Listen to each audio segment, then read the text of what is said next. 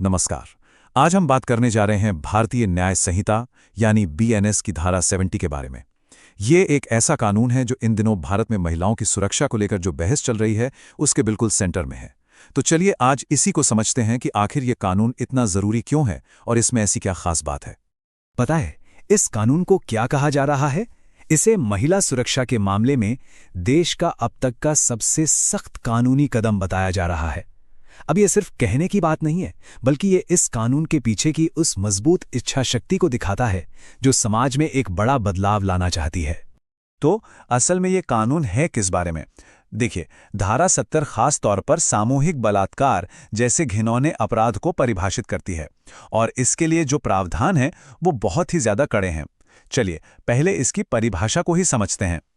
कानून की नज़र में सामूहिक बलात्कार तब होता है जब कुछ लोग एक ग्रुप बनाकर एक कॉमन इरादे के साथ इस घिनौने काम को करते हैं।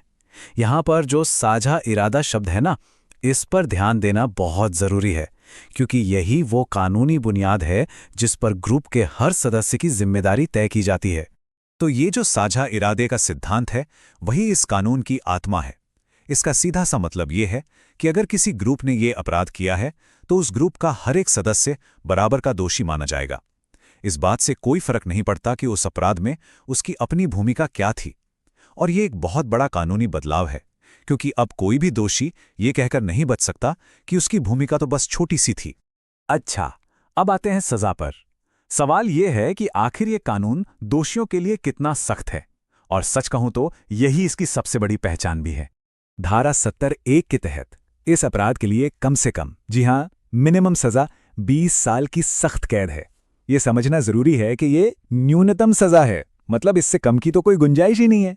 ये बात एकदम साफ करती है कि कानून इस अपराध को लेकर जीरो टॉलरेंस की नीति अपना रहा है।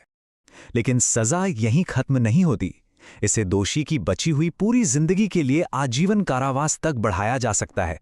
मतलब अपराधी अपनी बाकी की जिंदगी जेल की सलाखों के पीछे ही बिताएगा। पर तब क्या होगा जब हालात और भी ज्यादा गंभीर हों? सोचिए, अगर पीड़िता नाबालिग हो तब क्या होगा? धारा 70(2) में इसका जवाब है।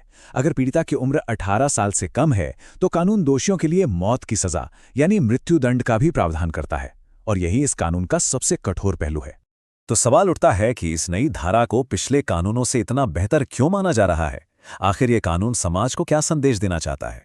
देखिए, बीएनएस की ये धारा पुराने इंडियन पीनल कोड यानी आईपीसी के प्रावधानों से कहीं ज्यादा साफ और असरदार मानी जा रही है। ये सीधे सीधे इस अपराध की बात करती है जिससे कानून की व्याख्या में किसी भी तरह के कन्फ्यूजन की कोई जगह नहीं बचती, और इससे न्याय मिलने की प्रक्रिया में भी तेजी आने की उम्मीद है। तो सबसे जरूरी बात यह है कि इस कानून का मकसद सिर्फ सजा देना नहीं है।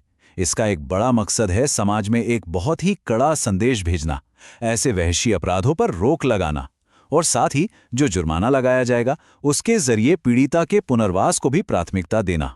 और यहीं पर हम इस विश्लेषण के आखिर में एक बहुत बड़े सवाल पर आकर रुकते हैं। क्या वाकई ये सख्त कानून समाज में एक पॉजिटिव बदलाव ला पाएगा? क्या ये महिलाओं के खिलाफ होने वाले अपराधों को रोकने में सच में कामयाब होगा? ये एक ऐसा सवाल है जिसका जवाब तो हमें आने वाला वक्त ही देगा।